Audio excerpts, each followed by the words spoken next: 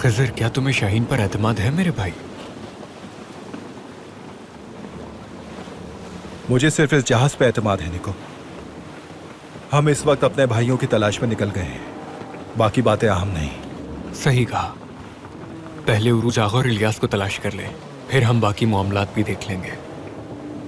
हमारे सामने एक और मुसीबत खड़ी हो गई है निको। इस्तर और किताब दोनों को खो दिया है हमने।